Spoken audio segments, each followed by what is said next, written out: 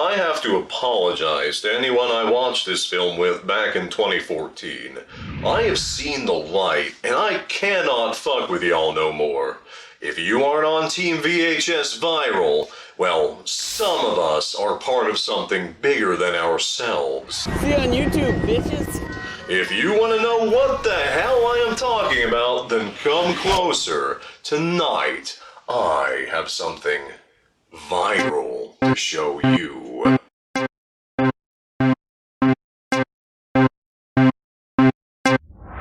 VHS 2 was not an entirely sober kind of film. I know how to make him go away.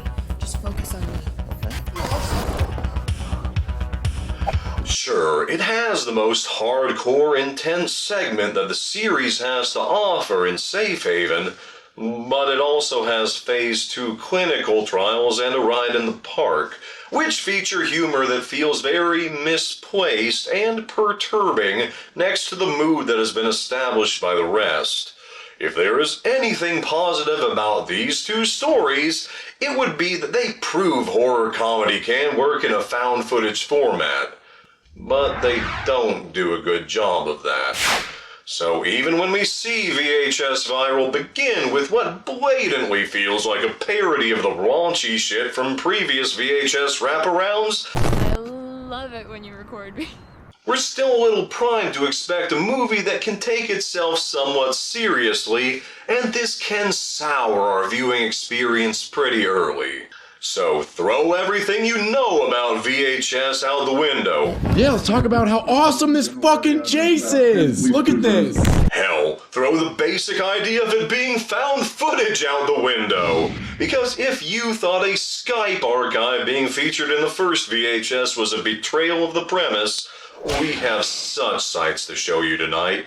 And our first sight is a real magic act. Yes, this is an evil magician segment, like the Mad Magician or the Wizard of Gore. Certainly one of the subgenres of all time. But this one found footage anthology segment happens to be the best example of this subgenre on film.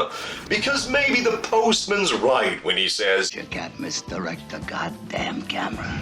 But you can dance like an idiot in front of it until the audience forgets that you're supposed to be performing sleight of hand. Rather than sitting down at an analog TV, Dante the Great just sort of starts playing on the first protagonist's phone while he's filming it with another camera. And while for a minute it feels like it's gonna be your garden variety loser goes psycho tale, the titular magician's corruption actually only begins when he finds an evil cloak that Harry Houdini once owned, which lends him magical powers in exchange for letting it literally feast upon his assistants cum lovers. The sequence of events that occurs next is difficult to discern because it's edited manipulatively, but Dante's assistant Scarlet steals footage of his cape eating people, and a SWAT team is called on Dante at the same exact time Scarlet is being interviewed by the police and Dante is being interviewed about his magic show. This allows Dante both to be dramatically interrupted by the police in the middle of his interview and to dramatically kidnap Scarlet from her own interview when he escapes the police. This also provides justification for why there are HD cameras running during the film's climax. But really, you can safely just stop expecting the movie to be found footage at this point. Because that climax indulges in things like over-the-shoulder shots, perfectly framed reveals, and slow motion, ending in an expertly photographed Shaolin showdown between Dante and Scarlet. The first time I saw this sequence, I cried, because this one cape kicks more ass than the entirety of Freddy vs. Jason did. It took us 2 movies to go from secret lovers plotting their third wheel's murder to a guy throwing fireballs with his magic cape in found footage. Let me tell you guys, they definitely saved the best in this one for first. Because Dante the Great is what ultimately makes VHS Viral worth the price of admission. And it prepares your ass for the level of insanity that you're about to witness with the rest. If you can't take Dante the Great, Steve, then you should just leave now. Because you ain't about to survive Parallel Monsters. Parallel Monsters deals with a suburban scientist who creates a portal to a mirror universe in which everything is mirrored, at the same time at which his alternate universe counterpart does the same thing, and they briefly introduce themselves. Cambiamos universos durante 15 minutos. They soon realize that they are so similar, they aren't even interested in discussing things that may be similar or different from their respective universes, but as you may imagine, their universes are more different than they could have ever bargained for. You see, had they exchanged only a few cursory words of inquiry, our original protagonist may have discovered that the world he was entering was one of glowing-eyed, Satan-worshipping swingers who all have badass genitals and extremely loose physical boundaries. And the tragedy that unfolds when they each meet each other's universe version of their wife could have been avoided. Alas, this tale deals in dark, unavoidable fate. So when the original is invited to his polycule's meat orgy, he is unfortunately at a loss as to the proper procedures or the etiquette, and his wife is at a total loss for any rational response when her alternate husband approaches her and puts his prehensile schlong in her sleeping face. And despite both their wives knowing they're mad scientists, neither one attempts to explain the situation before it escalates any further. Before they know it, Alfonso I is having monster cocks thrust towards him, while Alfonso II is drenched in blood through whatever he does to his alternate wife, who kills her Alfonso without thinking it strange that he's now totally clean with a knife in his knee, and the other Alfonso's wife kills him without thinking it strange that there's a gaping portal to another reality directly to her left. Right. Whatever.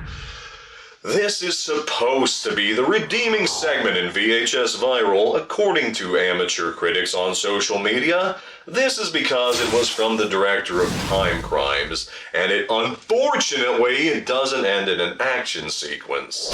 Parallel Monsters will make you wonder if people on the other side of the door are mutants because it's the Satan-verse, or if they worship Satan because it's the mutant-verse. And it will make you wonder why they didn't just skip straight to mutant shenanigans in line with the Goosebumps tier effects, or just keep it a subtle story about a fatal breakdown in communication due to the alternate universe being down for free use while ours decidedly isn't. Instead of trying to achieve this jarringly awkward blend of campy and psychological tones. It's one of those unfair shorts that will make you think about it for far longer than anybody on the crew did. Mercifully, the third segment in VHS Viral is the perfect palate cleanser for this, because it will encourage you to deactivate your brain entirely. The segment's name is Bone Storm, and if you thought that title was telling you it'd be about anything other than an actual maelstrom of human bones flying around the screen like debris on a battleground, what the fuck are you thinking?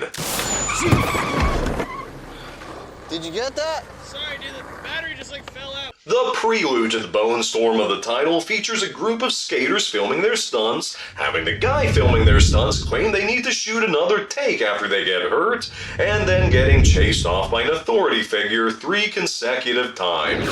After conceding to having to confine their skating to designated skating areas, the boys grow restless and decide that it's time to cross the US-Mexico border in order to waste their lives in an even more extreme fashion. So they smuggle some marijuana and a couple of handguns through customs and proceed to a Tijuanan storm drain in order to shoot some stunts near about where persons unknown have scrawled a gigantic pentagram bordered by various occult symbols, which after pouring a 40 over a nearby grave marker, they proceed to get injured and bleed all over.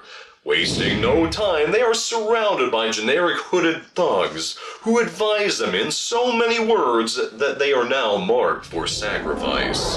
You would think this would be a classic tale of youthful rabble-rousers getting more than they bargained for and paying the price. But no, not so much actually. These skaters kick so much bony ass you would think they had been waiting for this day. Like they were paladins who swore an oath to break bones when and wherever possible. It's a goddamn Skrillex video in all but soundtrack. They pop a few cultists in the head, bash some skulls off their shoulders with their boards, and finish the job with Mexican firecrackers. With only the power of low attention span editing and a deep hatred of calcium on their side. Bone Storm is nothing but unfiltered brain rot, and the only thing to recommend it is the puerile satisfaction of watching a bunch of confused stoners turn the tables on and utterly mud stomp the psychopaths out to harvest their souls. It is also the best way they could possibly have ended an anthology which also features stuff like Dante the Great and parallel monsters, which is probably why it is best that this film only features 3 segments.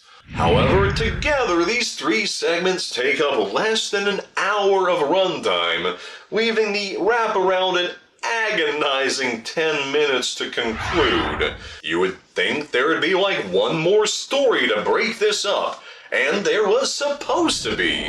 You can watch the whole thing on YouTube or on the disc. It's called Gorgeous Vortex, and if you watch it, you will immediately understand why it's not in the movie.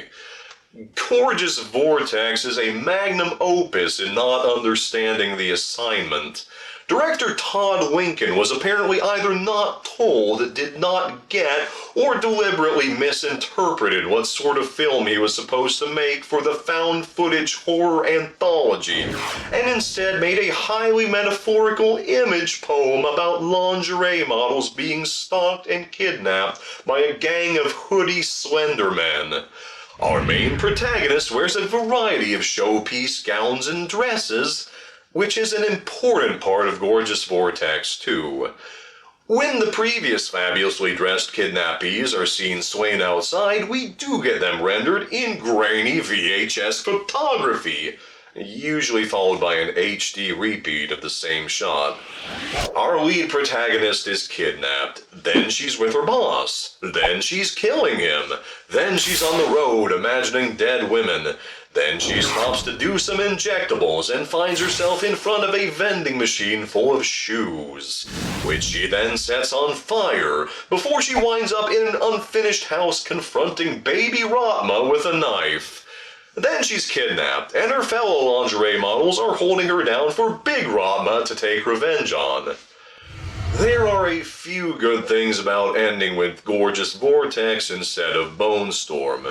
First off, if you insert it right between the sex offender getting assassinated in the taxi and the discovery of the crashed truck, the tones of the 2 scenes do not clash jarringly as they do when you place them right after one another.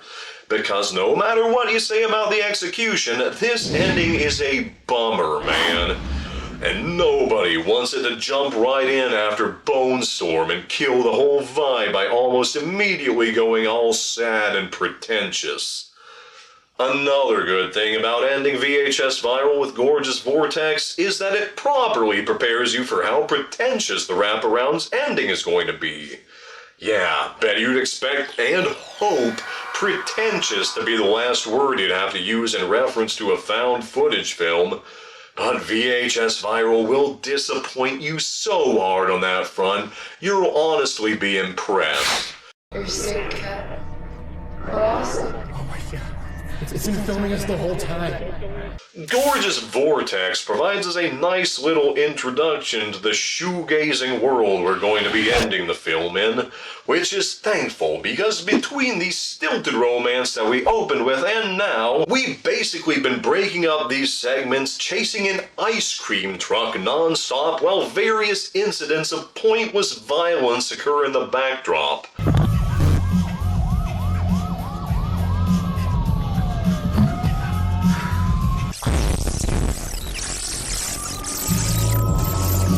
There had been tiny hints of the paranormal throughout, but nothing to make you guess you're about to question your entire role in the universe. What are you talking about?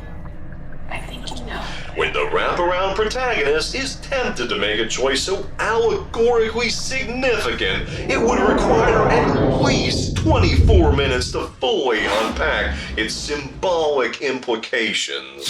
Haven't you ever wanted to be a part of something bigger than you? You don't know what's happening out there. These videos, they fuck people up. Do it. VHS Viral wants us to ask ourselves if we knew people out there were going insane because they watched Gorgeous Vortex, or Parallel Monsters, or those 2 frames of Safe Haven and Amateur Night they keep showing us as cheap Easter eggs, and there was a big button sitting in front of us that said upload, would we really possess the moral fiber not to press it?